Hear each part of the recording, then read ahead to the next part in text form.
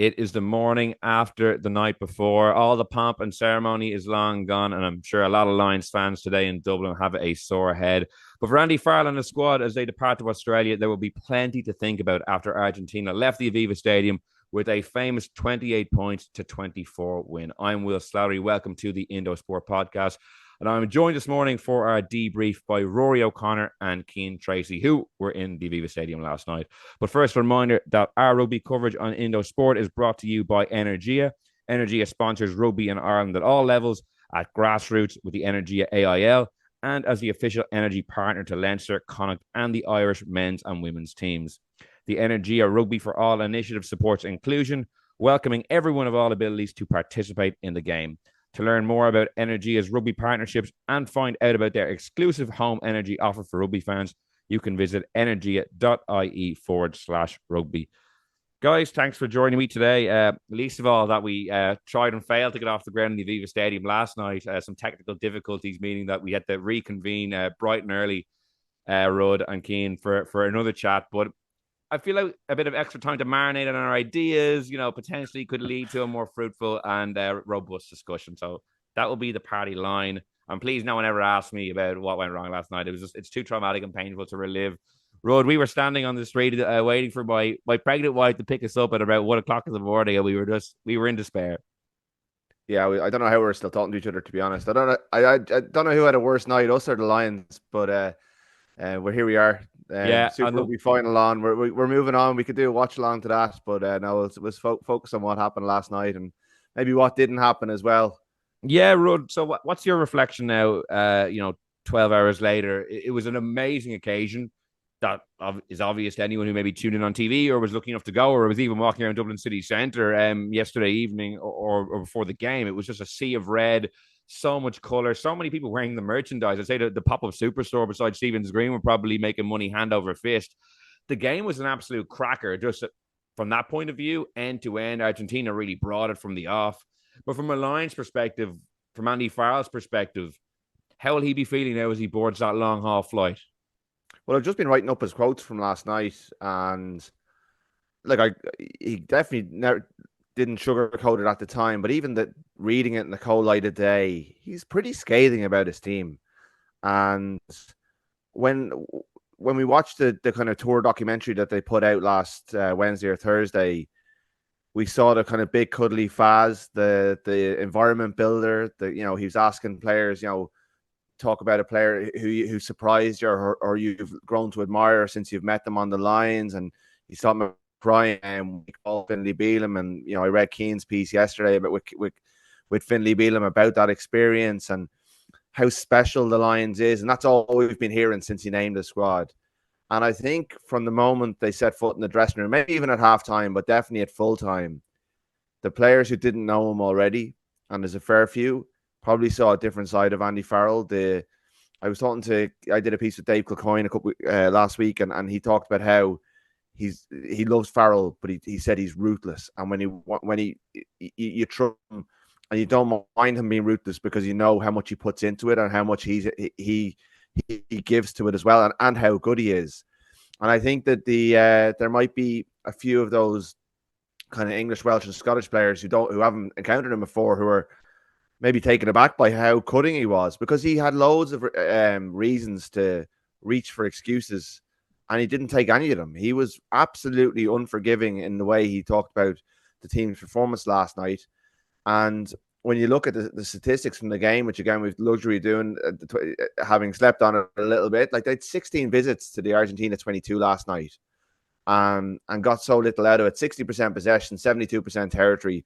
You give an Andy Farrell team those kind of opportunities, usually they win the game. And to come away with the result that they got, albeit against an Argentina team who were so good at taking their chances and rose to the occasion better than the Lions did, it's going to irk him. And he's got a long flight today. They leave at 3:00 this afternoon via Doha. There's a long time to stew on it, and it just kind of sends them off on the wrong note. I feel like he's going to watch all 4 John Wicks just to get it out of his system, that performance. And even then, he might still have some bloodlust in his mind. Cian, I want to circle back to that press conference in a little bit, because I agree with Rudd. I found it really interesting just to see the dynamics and some of his answers. But just from your perspective, the ebb and flow of the game, what you saw from the lines, what you didn't see. Like first 20 minutes, I thought they looked really slick. Like you were in Quinta de Laga at the training camp. It looked like they'd really put together some good things on the training pitch. But as the game wore on, we saw maybe a bit less of that. And as Rud said, those 22 visits, that really tells the story. The amount of mistakes they made, it kind of in kind of gilt-edged positions. How do you assess that performance and how it unfolded? I think I would take a leaf out of Andy Farrell's book from the press conference and start by giving absolutely all the credit to Argentina. Like, what a brilliant night for Argentinian rugby. 20 years ago, obviously, they drew with the Lions in Cardiff, weren't quite able to get the job done when Felipe Contepomi was still playing. And I thought it was a coaching masterclass from Felipe Contepomi, to be honest. I thought the quality of Argentina's starter plays was exceptional. And, you know, anyone who's followed Leinster when Felipe Contepomi was there will have recognised, I think, a few of those. Their first try was outstanding off a second phase move from the line out through Ignacio Mendy. And they had really done their homework. I mean, before that try was even scored, they had made a break by targeting the outside channel of Sione to Pilato. Tommy Freeman got a bit caught out there. Mendy was left one-on-one with Duhan van der Merwe in the backfield. He left the big Scottish winger on his arse. So I thought from an Argentinian point of view, it was a sensational victory. One of their biggest victories in their history. It's a shame, obviously, there was no caps handed out for it, but I think this can act as a real springboard now for them. They're going to be taking on England on their summer tour, obviously on home soil, leading into the Rugby Championship before they come back up to this part of the world in November. So I think before we kind of obviously look at it through the Lions prism, certainly I would like to give massive credit to Argentina and Felipe Contepomi. They've always been a brilliant team to watch, and actually ironically they really struggled at the scrum last night, which was a huge positive for the Lions. I thought Ellis Genge was probably the Lions best player, but I thought Finlay Bealon was outstanding as well. It was a really good night for John Fogarty, the scrum coach, but that would have been traditionally sort of Argentina's, you know, bread and butter, really strong pack, really strong front row, whereas now they still have a good pack, don't get me wrong. They had a tough night at the scrum. They have a brilliant back row. I thought Joaquim Oviedo, their number 8, who was brilliant against Ireland in November, was class again last night. I'd be very surprised if one of the top clubs won't be having a look at him. I think he's still only 23. What a super talent. But it's the quality of their backs. I thought their half backs, in particular, Garcia and Thomas Albornoz, two guys playing their rugby in Italy, were sensational. And you look at the quality of players that weren't there last night. I saw Juan Cruz Malia playing for Toulouse, setting up a try for Roman Entamac in their top 14 semi-final win. So they still have a good bit of quality to come back into the team as well. So I thought it was a brilliant night for Argentina.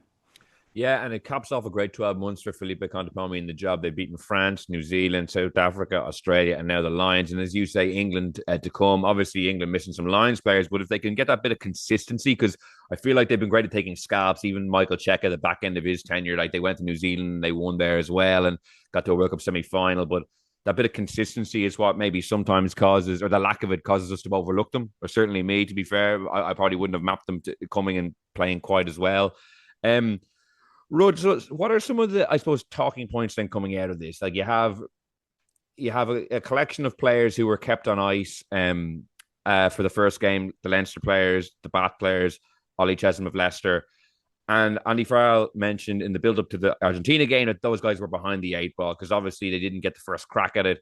Anyone who put their hand up well last night is firmly in the test frame from the off. But now after that performance, I feel like those guys going to the Western Force game on Saturday, which won't be as difficult. I know there's travel involved, but won't be as difficult as an Argentina team whose tails were up. Those guys now kind of have the initiative back as well. What's your read on that dynamic? Maybe flipping slightly from what Andy Farrell said initially.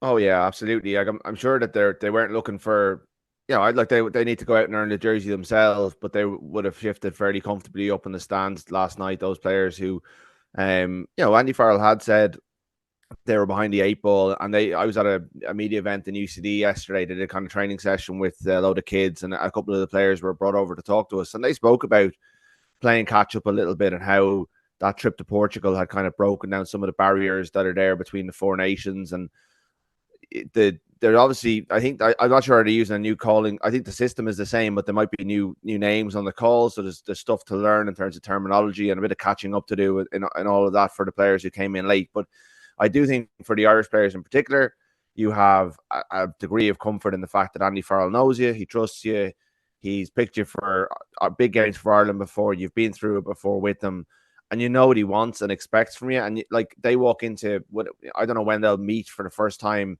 Obviously, they had a chat in the dressing room last night, and they'll all kind of head over. Most of them are on the same flights, but they'll come together in Australia. But they know what to expect from Andy Farrell's review. They'll know how to anticipate his tone. They're a step ahead in a couple of different ways. And now they know that they're opposite the people they're vying. Not everyone let themselves down last night. Not everyone played themselves out of contention. But certain players will know that if they perform against Western Force next week, given it's a short, sharp tour and there's not that much time between now and the first test, they're in a really good position because they're also in the Saturday team. And it's that Saturday team is going to be the one really that goes into that will be the favourites to play in the tests, because they're playing the Waratahs the following Saturday in Sydney. You'd anticipate that's going to be very close to the team Andy Farrell wants to put out against Australia a fortnight after that. There will be mixing and matching. There's loads of time for injury. There's loads of time for players to find a bit of form and go on a bit of a run. But there's also, last night was a really good opportunity because they were playing the 5th ranked team in the world.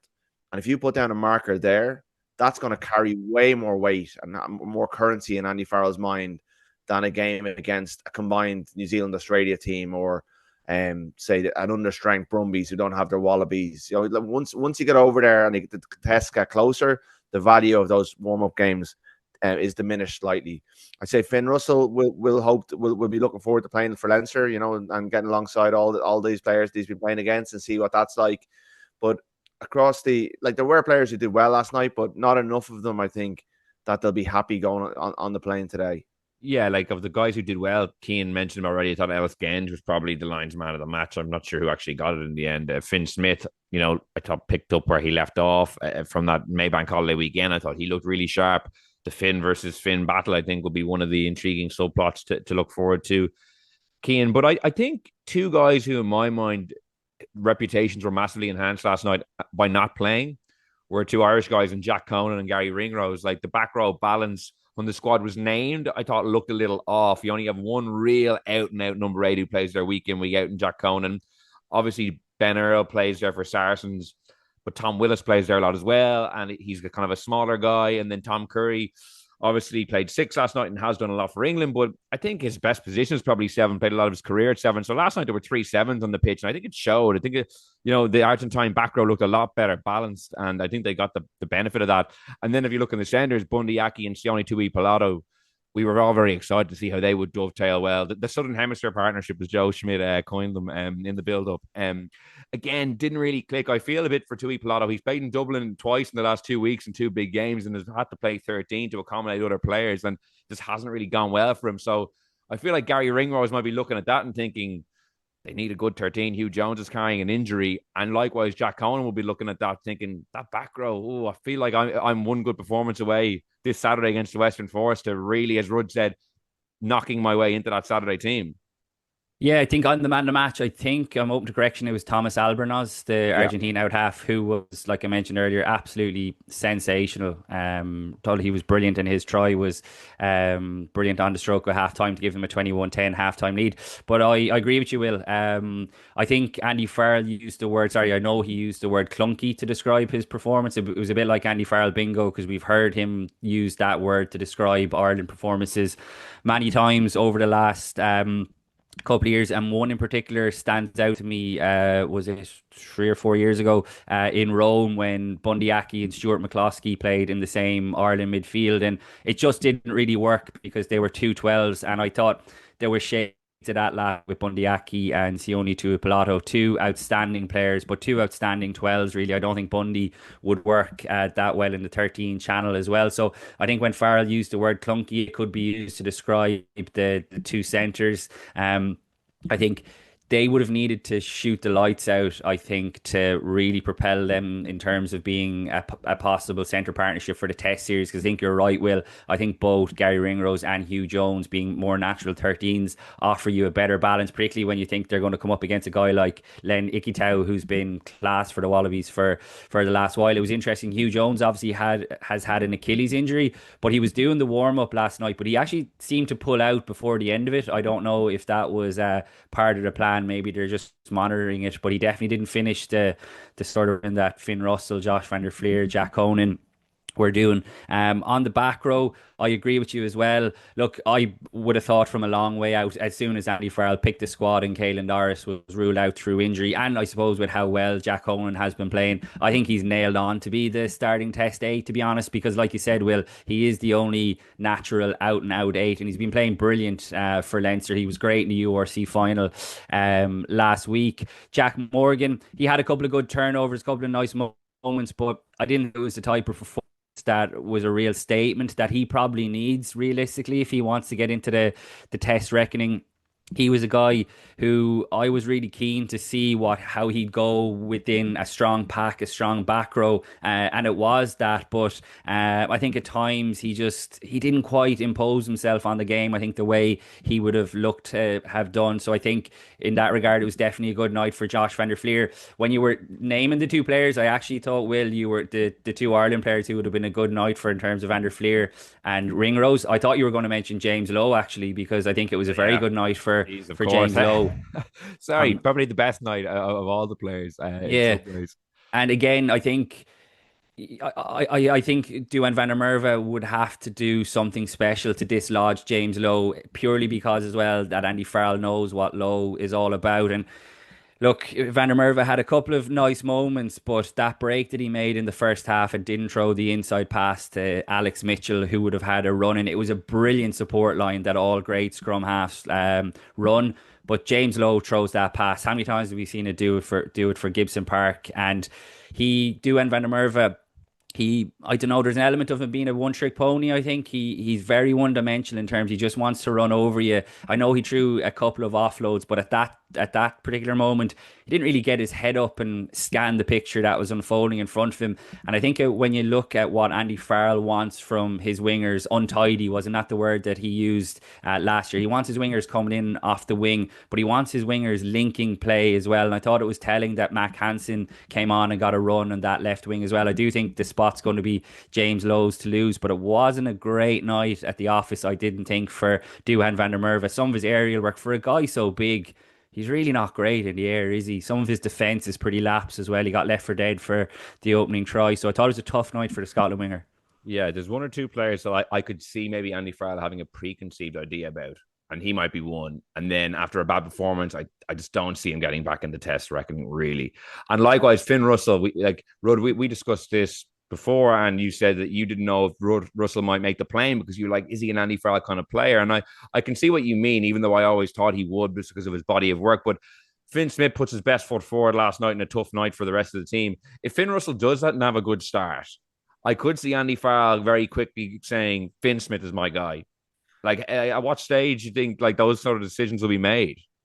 I think he already has an idea of his Test team in his head. I think he has to. It's a sprint. There's not a lot of games here to get yourself into the team, especially if you are coming from the outside. But I think what Russell has is he's got experience. He's been in the arena so many more times than Finn Smith, and I thought Smith was excellent last night. But I wonder. I've seen games where Jack Crowley I thought had a decent game 6, 7 out of 10, and Ireland essentially have blamed them for the way things have gone within a game in terms of losing control of a game, losing control of an attack. So I think the way the coaches view the number 10 position and how they run and control the game, they often put a lot more weight on it than possibly they should in terms of like responsibility. Would you point to Finn Smith in that regard last night? For me, it was I wouldn't necessarily. I wouldn't put it past this management team to lay some of at least a part of them on a young out half and the way they lost control. Like I thought it was very interesting. The game almost neatly divides into quarters. The Lions were the better team in the first quarter, didn't get the quarter reward for it, and they lost the crowd a bit in the second quarter. The crowd were brilliant for most of the game, but between 20 and 40 minutes, the kind of chattering started. the game drifted. And I think when the game drifts like that, Andy Farrell tends to look at his 10 as one of the reasons why they lose control of it. And it reminded me of some of Ireland's performances, maybe in South Africa last summer and in November, that damaged Jack Crowley. And maybe I'm reading too much into Farrell and what can happen. But like personally, to my eye, Smith had a very good game. But I think when the team loses control in the way that they did, and they did again during the second half, it sometimes comes down to in their eyes on the 10. But at the same time, I think there's other elements of it that will, like, I think Joe Schmidt will be the most interested. He would have been up last night, late in the Australian night, picking it apart, and I think he would have seen a lot that he liked about what the Lions were doing, in particular their backfield work. Like, they're going with Joseph Sualihi in that team, they're going to look at the way the Lions defended the backfield and think we can absolutely make hay here. And we were watching the warm-up game, weren't we? And we were looking at, like, there's a lot of coaches and we don't exactly know what they're all doing. And you got Wigglesworth and Sexton watching a kind of box kicking drill. And all of these things, you just wonder how they're going to take control of this. If they're not assigned responsibility, who's going to be the one who whips that into shape? It's very early stages for these Lions, and it will come over time, I would presume, because there's too many good coaches there. But there was bits of the game that looked quite loose last night, and it's going to be interesting to see who it is who steps up and takes control of it. And there's part of it's getting the right bodies onto the pitch, but there's also an element of organization, of clarity, and all that sort of stuff as well. They don't seem to want to tell us what their actual roles are, because Richard Wigglesworth was up at the press conference on Thursday and I asked him, and he didn't really divulge too much. And then Murray Kinsella had a follow-up and tried to ask him as well, and he came out with this bizarre line that it would be up to Andy to tell us. So when you look at it, obviously it's Farrell's attack, and I think we're seeing that in terms of the phase play last night. But you've Andrew Goodman there, who we are assuming is working on the strike moves. You've Johnny Sexton, you've Richard Wigglesworth. So it would be nice to know who has responsibility for what department. But I don't think it's panic stations by any means. I think we would have all had flagged this during the week, that there's a very good chance that last night's game is going to be the toughest game that the Lions will play before the first test on July 19th, isn't it? And I think when the dust settles and Andy Farrell watches his four movies of John Wick or whatever it is, I think he'll actually be quietly happy that he got a run out like that. Because you think back to the last time that Andy Farrell took a team on a 3-test summer tour was with Ireland in 2022.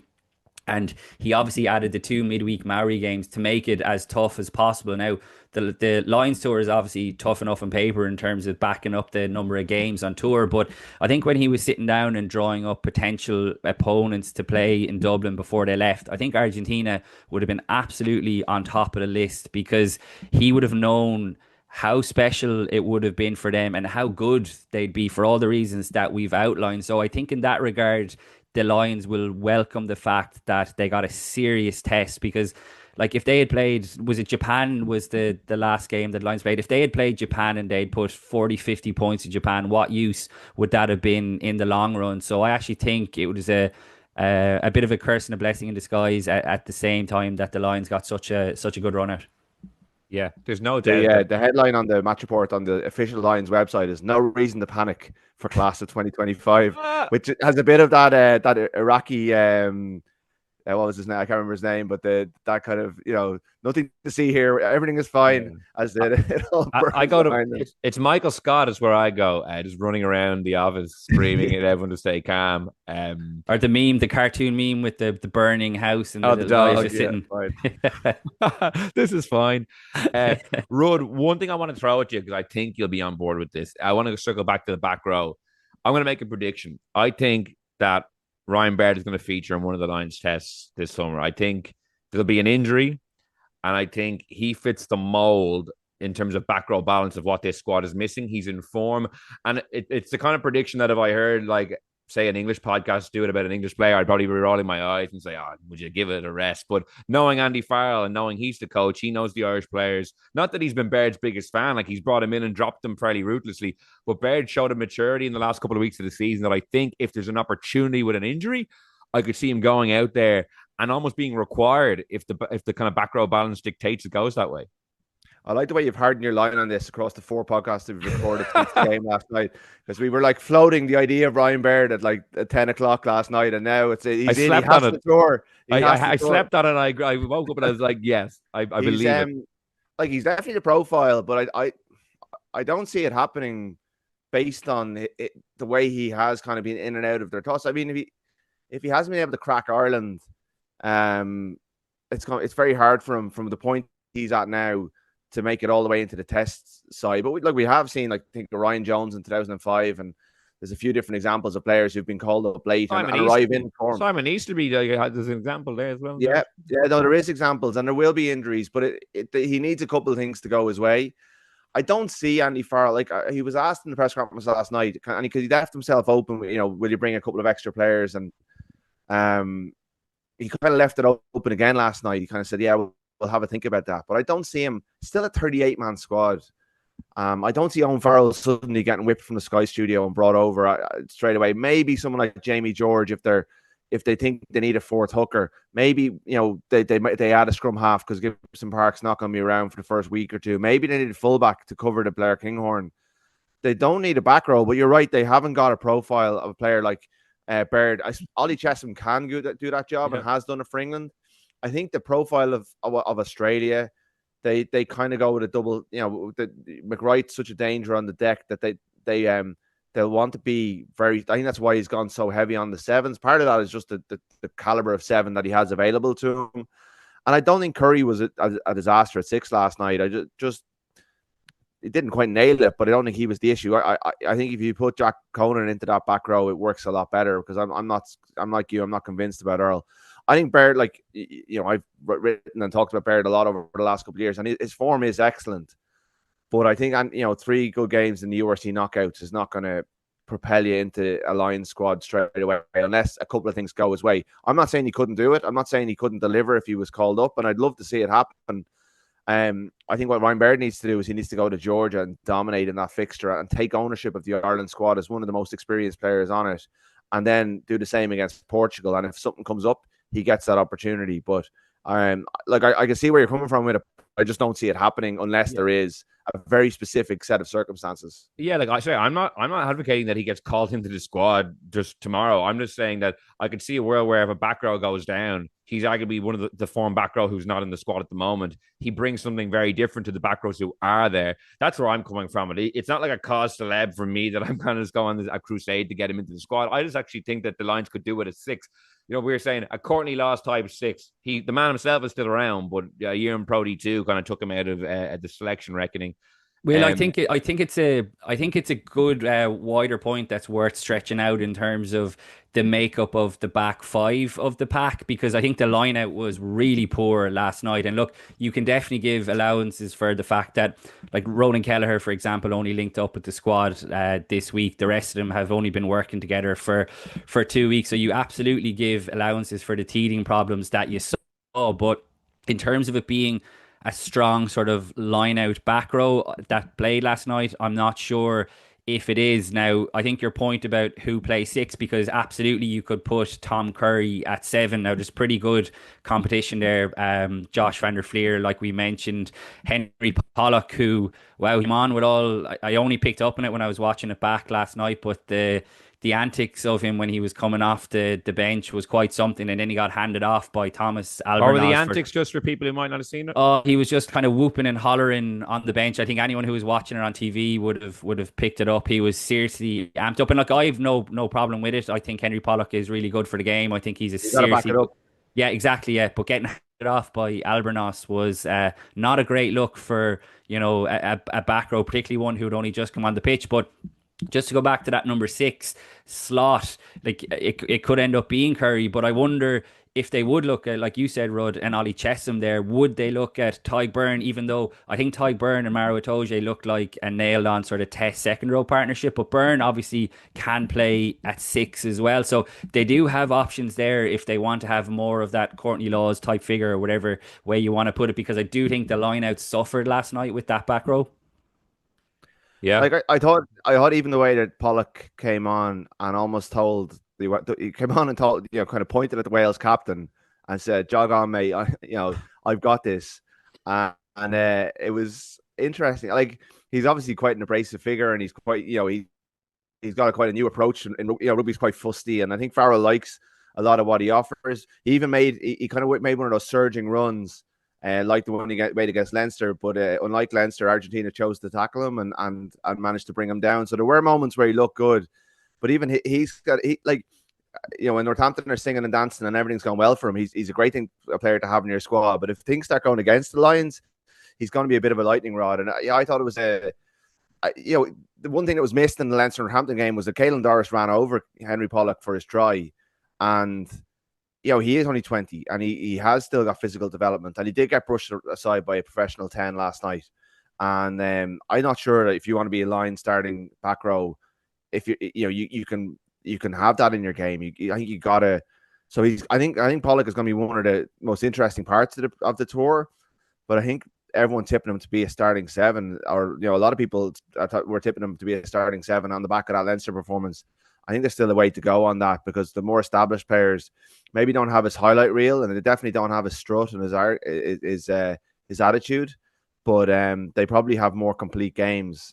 But he's there, he's part of it, and he has that kind of main character energy. He's going to be, whenever he's involved. I mean, he made it a bit all about him when he was coming on, and then it did go particularly well for him. And that's going to be interesting to watch, because he is a very big star in the eyes of the English media, who already think there's too many Irish players on this squad. So it's going to be very, just a little wrinkle in it all. Well, I can't remember. Sorry, just to finish on that point, I can't remember who it was, because I think it was a triple sub that he made. And like I said, I didn't pick up with it on the time in the stadium, but he turned around and he was whooping and hollering to whoever was next to him, and whoever it was just seemed to be like, okay, mate, you do you. Like, they weren't giving it back to him at all. So I think he's going to be, like, obviously an infectious sort of energy character, but I don't know if everyone is going to be on the same page as him. But look, you absolutely need characters like that. You wouldn't be writing him off by any means. But Albornoz isn't exactly a big, strong, powerful 10, as brilliant as he played last night. I just thought it was a really bad look for a guy who wants to be starting in that Test series. Just to wrap up with a scene from the Aviva Stadium press room, Rod, you mentioned the English media maybe not being happy with the amount of Irish players. I was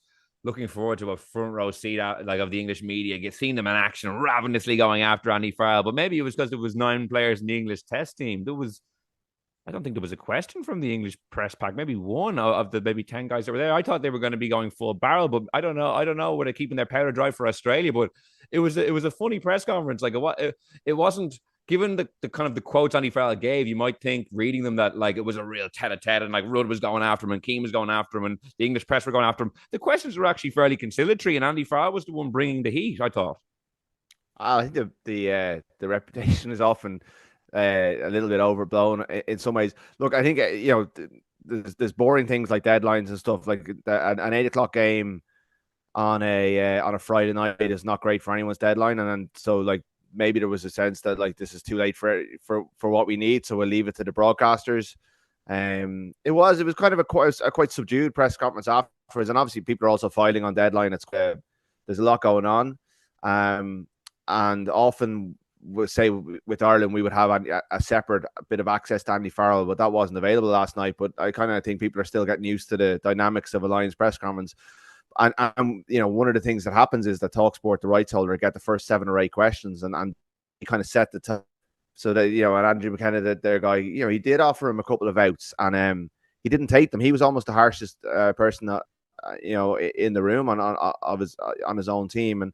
But it is early days. It's a disappointing defeat, but I think the overall feeling for most people is that, look, it's not a disaster. And I think we all know that if by the end of July, start of August, when they're going, potentially for a decider in Sydney, this will be long forgotten. And the 2025 Lions will not be defined by what happened in Dublin last night. At the same time, it could be, if things go wrong in Australia and it ends up being a bad tour, this could be seen as the start, the beginning of the end.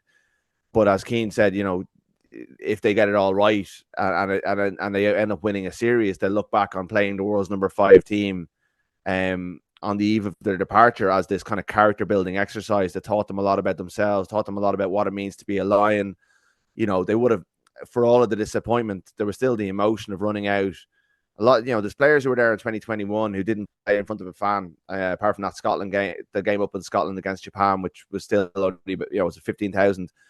So they got an experience that no Lion has experienced since 2017. Their families were there. The Lions legends in the stand. It was almost like a home game for franchise Lions. I was almost thinking this morning, could the Lions run a team in R360 because they had, play their home games at the Aviva, and I know that's going to be a role. They won't play home games in R360, but like there was almost this kind of franchise element, and the greats of the game were up in the stands, and it would have meant a lot for those players to play in this game. And they'll be disappointed, but they're up and running now at the same time, and they've got a reference point as they go into their meetings on Monday. And they now know as well that their opponents across this tour are going to play above themselves. So yes, the Western Force are not Australia, but for some of those players, like Curtly Beale played against them in 2013, he's going to get a chance to play against them again. He's got 80 minutes in him, surely. Like they're going to put it up to them. They're going to get lads, throwing digs that wouldn't normally throw digs. We're going to have things like Duncan McRae. We're going to have different things going on over the next couple of weeks that don't ordinarily happen because it's the Lions tour. And you're going to get smacked in the mouth, both literally and figuratively, and you got to adapt or else it's going to go wrong. So there was a lot of value in last night, but at the same time, they wanted momentum. There was a fireworks show 10 minutes after the game, but the crowd was gone because they lost the game. So they don't have that momentum going, but they do have a lot of information and a lot of valuable lessons, and they'll hope to turn that into a positive as they go. Just on the occasion, I think it's worth kind of rounding it off with that. I don't think we definitely gave it a lot of love in our first take pod last night, so I feel like we should do the same. Now, as an occasion, look, it's really cynical, it's really easy to be cynical around the corporate juggernaut that is the Lions, and I understand why it rubs people up the wrong way. But I know you were in the same boat, Will. That was my first time being at a Lions game, and I have to admit, it was a brilliant occasion. I think we've been critical of the Aviva atmosphere at different times over the last few years, but that was a genuinely class atmosphere. I was walking into the ground 2.5 hours before the game, and Lansdowne Road was just thronged full of supporters. Pretty much everyone wearing the new Lions jersey or new Lions t-shirt. I know they had a pop-up store on St. Stephen's Green, but they had one in just next to the Lansdowne Clubhouse as well. The sponsors, Howden, had taken over the Lansdowne bar. When I was walking home last night, there was like blacked out taxis outside. It had a real glitz and glamour feel. And I thought it wasn't, I know the ticket prices were insanely expensive, and you were kind of worried that it might be a bit of a corporate crowd, but I thought the crowd were really engaged. I do agree with Rod. Maybe they kind of lost their way when the Lions lost their way, but the Fields of Athenroy was ringing around for 2 different occasions, particularly at the end game where they were really trying to push the Lions to pull off a late rescue act, which obviously they couldn't. I thought it was brilliant. Like, all the Irish lads got great ovations. Tyg Byrne, Bundy Aki, when they scored their tries. Tyg Furlong, who looked really fit and fresh when he came on, that was good. I'm sure some Leinster fans were wishing that they had seen him in blue more often over the last few weeks. He went off with a HIA laid on, but I think that was from his gum shield. But just as a whole, and as a first sort of taster of what the Lions is, I'm even more jealous of Rudd now heading off to Australia, because if that's a taste of what things are going to be like over there, I think it's going to be a brilliant tour. Yeah, it was an absolutely phenomenal atmosphere, an absolutely cracking game of rugby. Proving that we've done 4 podcasts on it. It provided a lot of talking points, and it whets the appetite brilliantly for the next couple of weeks. I'd like to thank Rod, who is off to Australia on Tuesday, for joining me. I'd like to thank Cian, who's off to Portugal and Georgia for the Ireland tour, for joining me as well. We'll be chatting to them both across both the Indo Sport and Left Wing podcasts over the next couple of weeks. So thanks to you for listening as well, and until next time, goodbye.